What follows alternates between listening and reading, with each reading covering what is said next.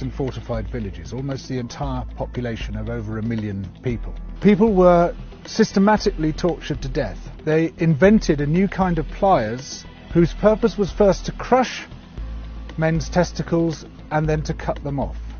They raped women with bayonets. They raped men. Similarly, a favourite technique was to ram sand up the rectum with a stick.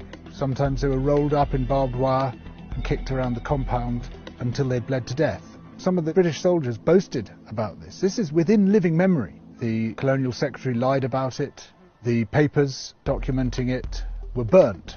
The impact of the rich and powerful nations has been so phenomenally murderous and destructive that it has been completely airbrushed from our national consciousness.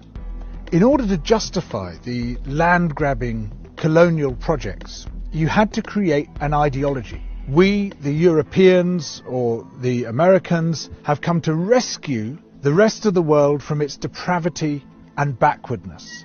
But in order to do that, you have to be able to demonstrate that the rest of the world is depraved and backward. From this arose the racism that is still with us today.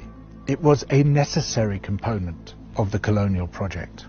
Some people might claim, well, okay, we broke a few eggs to make this omelette. It's as if all those human beings were eggs. But look at the omelette. Isn't it fantastic? Look, we've made this fantastic omelette. Forget about all that unpleasant stuff and let's just celebrate where we are. Where we are is a continuation of the project. We commodified people's land and people's labour and turned it into our property. We're also destroying the rest of the living world alongside it. We don't have to be like this. We are the same human beings as anybody else. We're all part of the same big human family. We just have to recognise that, accept that. And of course, within Western countries, there are plenty of brilliant people resisting colonisation, both internal colonisation within our own countries and external colonisation of other people's countries.